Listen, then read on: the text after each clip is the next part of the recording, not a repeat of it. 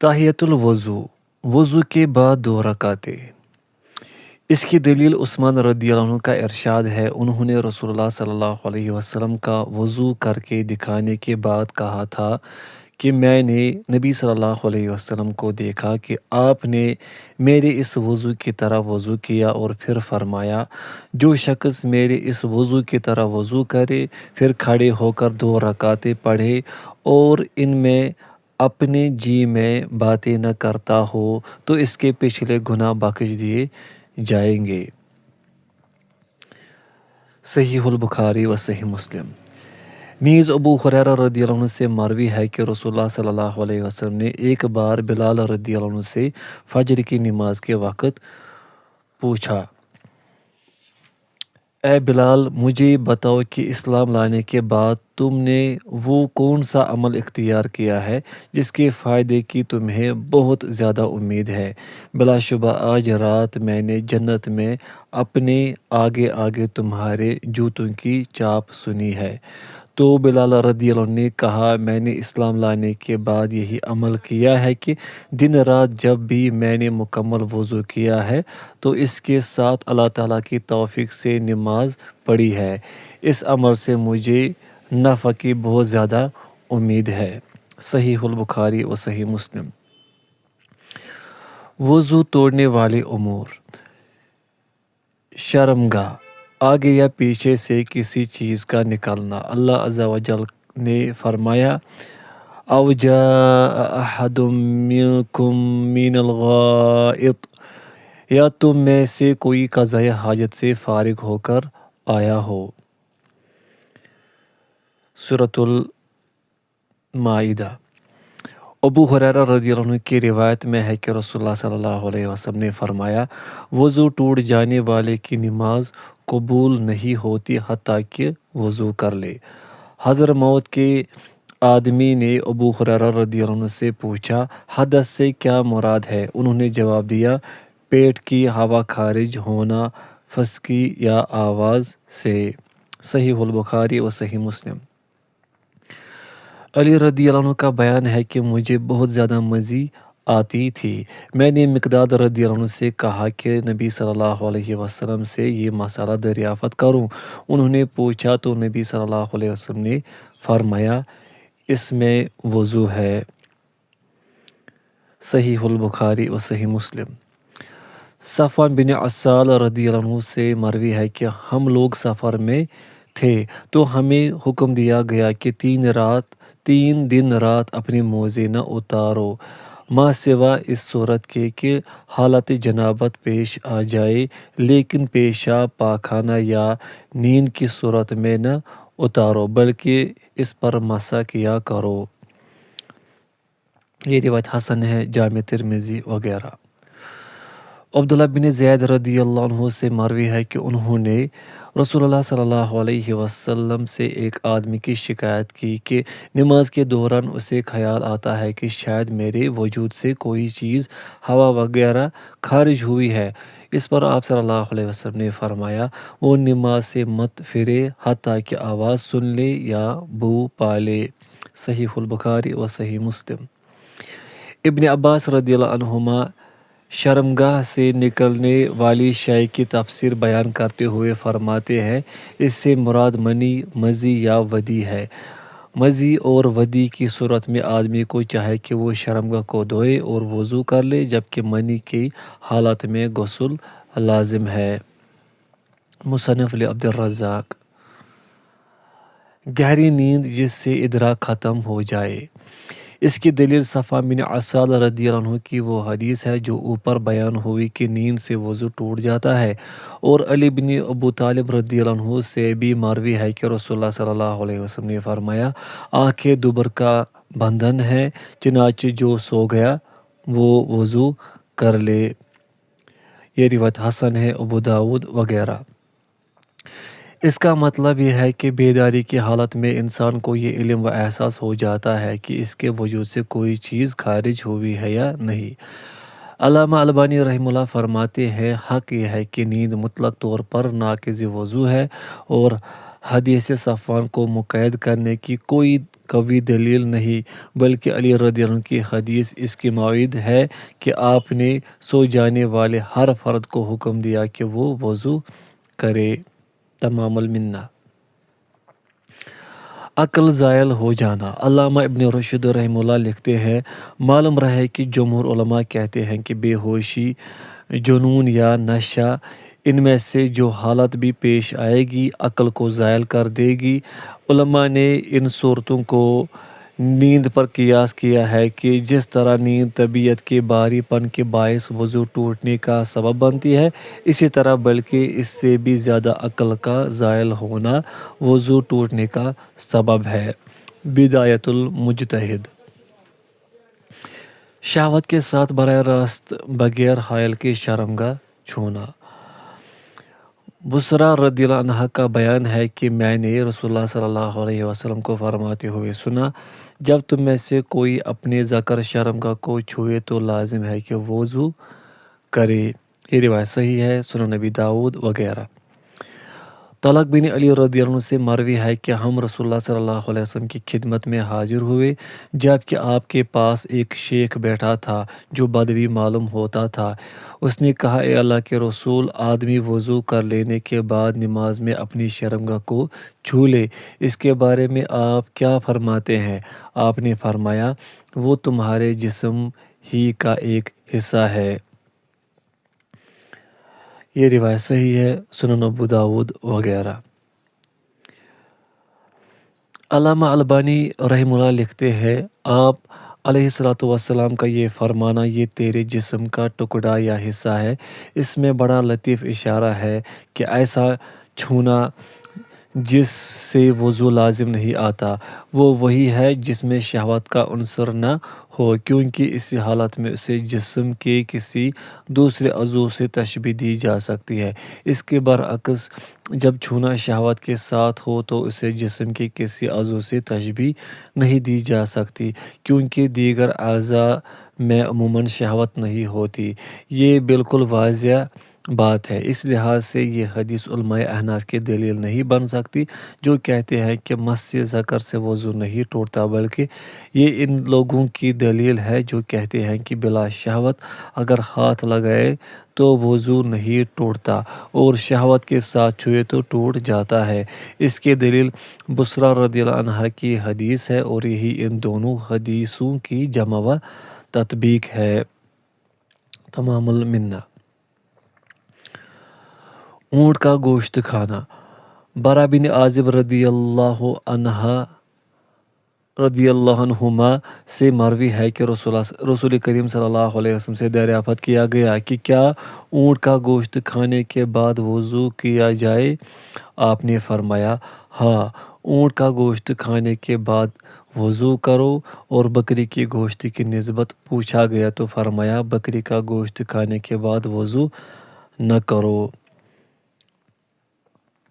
یہ روایت صحیح ہے، ابو داؤد وغیرہ۔ اسی طرح جابر بن سمرہ رضی اللہ عنہ کی حدیث میں ہے کہ ایک شخص نے رسول اللہ صلی اللہ علیہ وسلم سے سوال کیا کہ کیا میں بکری کا گوشت کھانے کے بعد وضو کروں؟ آپ نے فرمایا، چاہو تو کر لو، نہ چاہو تو نہ کرو۔ اس نے پوچھا، کیا اونٹ کا گوشت کھانے کے بعد وضو کروں؟ آپ نے فرمایا، ہاں، اونٹ کا گوشت کھانے کے بعد وضو کرو۔ صحیح مسلم۔ وہ مواقع جن کے لیے وضو واجب ہے۔ نماز کے لیے اللہ عز و جل کا فرمان ہے، ترجمہ، اے لوگو جو ایمان لائے ہو، جب تم نماز کے لیے اٹھو تو اپنے چہرے اور کہنیوں تک اپنے ہاتھ دھو لو اور اپنے سروں کا مسح کر لو اور اپنے پاؤں ٹخنوں تک دھو لو۔ سورۃ المائدہ۔ ابو ہریرہ رضی اللہ عنہ کی حدیث میں ہے کہ رسول اللہ صلی اللہ علیہ وسلم نے فرمایا، تم میں سے جب کوئی بے وضو ہو جائے تو اس کی نماز قبول نہیں ہوتی حتیٰ کہ وضو کر لے۔ صحیح البخاری و صحیح مسلم۔ ابن عمر رضی اللہ عنہما سے مروی ہے کہ میں نے رسول اللہ صلی اللہ علیہ وسلم کو یہ فرماتے ہوئے سنا، اللہ وضو کے بغیر نماز قبول نہیں فرماتا اور نہ خیانت کے مال سے صدقہ۔ صحیح مسلم۔ بیت اللہ کے طواف کے لیے ابن عباس رضی اللہ عنہما کی حدیث ہے کہ رسول اللہ صلی اللہ علیہ وسلم نے فرمایا، بیت اللہ کا طواف کرنا نماز ہے، مگر اللہ نے اس میں بات کر لینے کو حلال فرمایا ہے۔ یہ روایت صحیح ہے، جامع ترمذی وغیرہ۔ جن مواقع پر وضو کرنا مستحب ہے۔ اللہ تعالیٰ کے ذکر کے لیے مہاجر بن کنفذ کہتے ہیں کہ میں نے نبی صلی اللہ علیہ وسلم کو اس وقت سلام کیا جبکہ آپ پیشاب کر رہے تھے، تو آپ نے جواب نہیں دیا حتیٰ کہ وضو کر لیا، پھر جواب دیا اور فرمایا، مجھے تمہیں جواب دینے میں کوئی رکاوٹ نہیں تھی، مگر میں نے پسند نہیں کیا کہ بلا وضو اللہ کا ذکر کروں۔ یہ روایت صحیح ہے، ابن ماجہ وغیرہ۔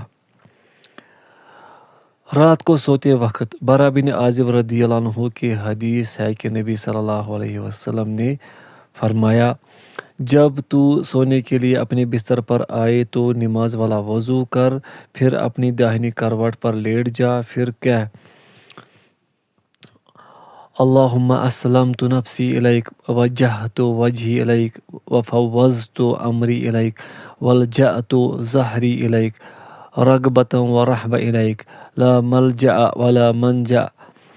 ولا منجا منک الا الیک آمنت بکتابک الذی انزلت ونبیک الذی ارسلت۔ اے اللہ، میں نے اپنا نفس تیرے سپرد کر دیا اور اپنا رخ تیری طرف کر لیا اور اپنا معاملہ تیرے حوالے کر دیا اور اپنی پشت تیری طرف جھکا دی، تجھے اپنا معاون و مددگار بنا لیا، تیری طرف رغبت کرتے ہوئے اور تجھ سے ڈرتے ہوئے۔ تیرے عذاب سے بچنے کے لیے کوئی جائے پناہ اور نجات نہیں مگر صرف تیرے ہاں۔ اے اللہ، میں ایمان لایا اس کتاب پر جو تو نے نازل فرمائی اور تیرے اس نبی پر جسے تو نے بھیجا ہے۔ اگر تو اسی رات مر گیا تو تو فطرت پر مرے گا اور ان کلمات کو اپنی آخری بات بنا۔ صحیح البخاری و صحیح مسلم۔ جنبی کے لیے جبکہ وہ کھانا پینا یا سونا چاہے یا اپنی بیوی کے پاس دوبارہ آنا چاہے۔ ام المومنین عائشہ رضی اللہ عنہا فرماتی ہے، نبی کریم صلی اللہ علیہ وسلم جب جنابت سے ہوتے اور کچھ کھانا یا سونا چاہتے تو وضو کر لیتے، نماز والا وضو۔ صحیح مسلم۔ ابو سعید رضی اللہ عنہ بیان کرتے ہیں کہ نبی صلی اللہ علیہ وسلم نے فرمایا، جب تم میں سے کوئی اپنی اہلیہ کے پاس جائے اور پھر دوبارہ جانا چاہے تو چاہیے کہ وضو کر لے۔ صحیح مسلم۔ نہانے سے پہلے چاہے غسل واجب ہو یا مستحب، ام المومنین عائشہ رضی اللہ عنہا بیان کرتی ہیں، نبی کریم صلی اللہ علیہ وسلم جب جنابت سے غسل کرتے تو پہلے اپنے دونوں ہاتھ دھوتے، پھر دائیں ہاتھ سے بائیں ہاتھ پر پانی ڈالتے اور اپنی شرمگاہ دھوتے، استنجا کرتے، پھر وضو کرتے، نماز والا وضو۔ صحیح البخاری و صحیح مسلم۔ آگ سے پکی ہوئی چیز کھانے کے بعد ابو ہریرہ رضی اللہ عنہ کہتے ہیں، میں تو پنیر کے ٹکڑے کھانے کے بعد وضو کر لیتا ہوں، کیونکہ میں نے رسول اللہ صلی اللہ علیہ وسلم سے سنا ہے، جس چیز کو آگ نے چھوا ہو اس سے کھانے کے بعد وضو کر لیا کرو۔ صحیح مسلم۔ اور یہ عمل از روئے استحباب ہے، کیونکہ عمر بن امیہ ضمری رضی اللہ عنہ فرماتے ہیں کہ انہوں نے رسول اللہ صلی اللہ علیہ وسلم کو دیکھا کہ آپ شانے کا گوشت کاٹ کر تناول فرما رہے تھے، پھر آپ نے نماز پڑھی اور وضو نہیں کیا۔ صحیح البخاری اور صحیح مسلم۔ ہر نماز کے لیے بریدہ رضی اللہ عنہ سے مروی ہے کہ نبی صلی اللہ علیہ وسلم نے فتح مکہ والے دن ایک ہی وضو سے ایک سے زیادہ نمازیں ادا کی اور اپنے موضوع پر مسح کیا، تو عمر رضی اللہ عنہ نے آپ سے عرض کی کہ آپ نے آج ایسا کام کیا ہے جو پہلے نہیں کرتے تھے، تو آپ نے فرمایا، عمر، میں نے ایسا جان بوجھ کر کیا ہے۔ صحیح مسلم۔ جب بھی بے وضو ہو، بریدہ رضی اللہ عنہ سے روایت ہے کہ ایک دن فجر کے وقت رسول اللہ صلی اللہ علیہ وسلم نے بلال رضی اللہ عنہ کو بلایا اور فرمایا، اے بلال، تو کس بنا پر جنت کی طرف مجھ سے سبقت لے گیا ہے؟ میں جب کبھی جنت میں داخل ہوا ہوں تو تیرے قدموں کی چاپ میں نے اپنے آگے آگے سنی ہے۔ میں آج رات خواب میں جنت میں داخل ہوا تو تیرے قدموں کی چاپ اپنے آگے آگے سنی۔ بلال رضی اللہ عنہ نے کہا، اے اللہ کے رسول، میں جب بھی اذان دیتا ہوں تو 2 رکعتیں پڑھتا ہوں، اور جب بھی میں بے وضو ہوتا ہوں تو فوراً وضو کر لیتا ہوں، اور میں سمجھتا ہوں کہ 2 رکعتیں میرے اوپر اللہ تعالیٰ کا حق ہے۔ اس پر رسول اللہ صلی اللہ علیہ وسلم نے فرمایا، انہی کی وجہ سے۔ جامع ترمذی وغیرہ۔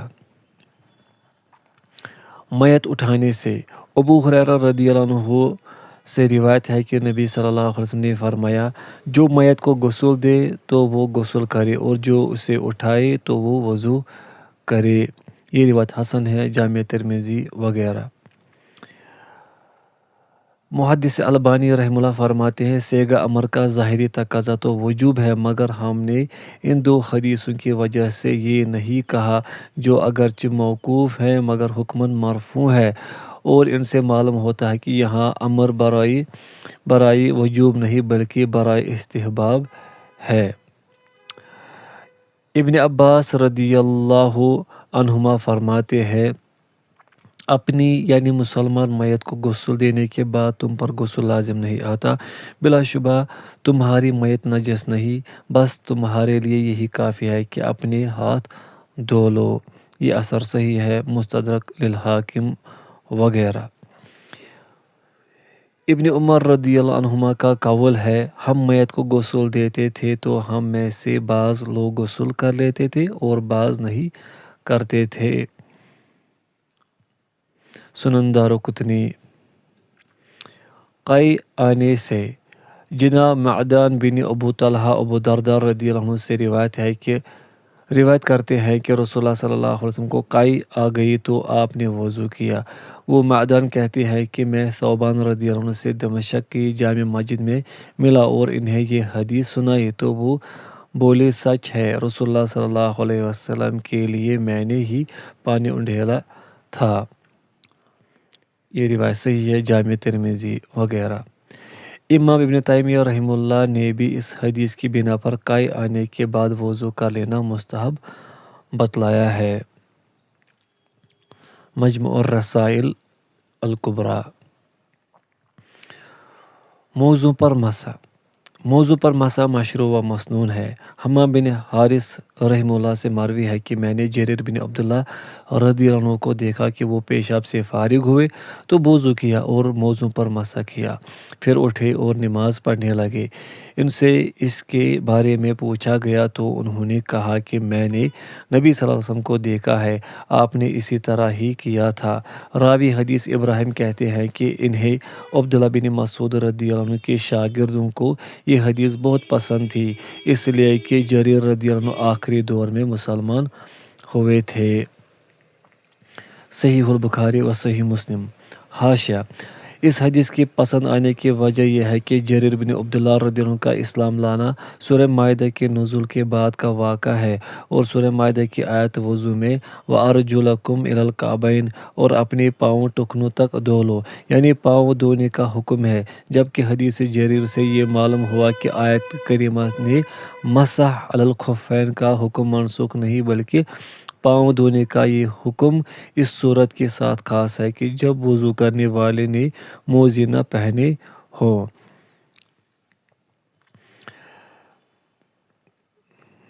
مذکورہ بالا حدیث کے تحت یہ بھی یاد رہے کہ موزے طہارت مکمل ہونے یعنی دونوں پاؤں دھونے کے بعد پہننے چاہیے، اس لیے کہ وضو تجزی تقسیم کو قبول نہیں کرتا۔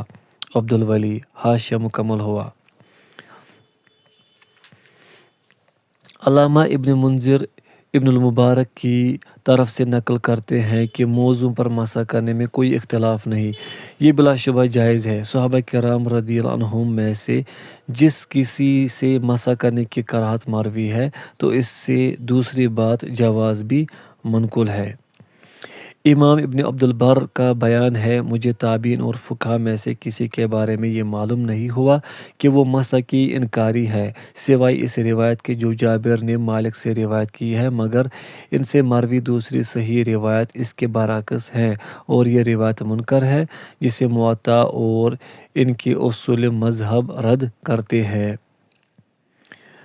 دوسری جگہ فرماتے ہیں، ایک جامع غفیر موضوع پر مسح کا قائل ہے اور ایک بہت بڑی تعداد کا، جس میں صحابہ کرام رضی اللہ عنہم، تابعین اور فقہا شامل ہے۔ غلطی کر جانا یا کسی غلط بات پر اتفاق ناممکن بات ہے۔ موضوع پر مسح کے لیے انہیں باوضو پہننا شرط ہے۔ مغیرہ بن شعبہ رضی اللہ عنہ سے روایت ہے کہ میں ایک سفر کے دوران میں ایک رات نبی صلی اللہ علیہ وسلم کے ساتھ تھا۔ آپ نے پوچھا، کیا تمہارے پاس پانی ہے؟ میں نے عرض کی، جی ہاں۔ تو آپ نے اپنی سواری سے اتر آئے اور چلنے لگے حتیٰ کہ رات کے اندھیرے میں چھپ گئے۔ پھر واپس آئے تو میں نے آپ کے ہاتھوں پر لوٹے سے پانی ڈالا، پھر آپ نے اپنا چہرہ دھویا۔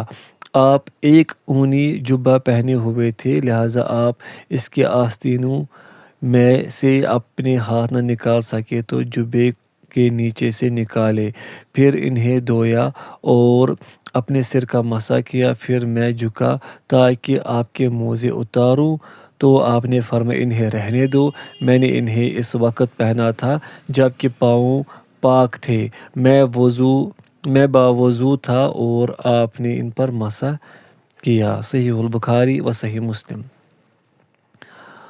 مقیم آدمی ایک دن رات اور مسافر 3 دن رات مسح کر سکتا ہے۔ جناب شریح بن ہانی کہتے ہیں کہ میں ام المؤمنین عائشہ رضی اللہ عنہا کی خدمت میں حاضر ہوا اور ان سے موضوع پر مسح کے بارے میں استفسار کیا تو انہوں نے کہا کہ ابن ابو طالب رضی اللہ عنہ سے ملو اور ان سے یہ بات معلوم کرو، کیونکہ علی رضی اللہ عنہ رسول اللہ صلی اللہ علیہ وسلم کے ساتھ سفر کرتے رہے ہیں۔ چنانچہ ہم نے ان سے دریافت کیا تو انہوں نے بتایا کہ رسول اللہ صلی اللہ علیہ وسلم نے مسافر کے لیے 3 دن رات اور مقیم کے لیے 1 دن رات متعین فرمایا تھا۔ صحیح مسلم۔ مسح صرف موزے کے اوپر ہی کرنا چاہیے۔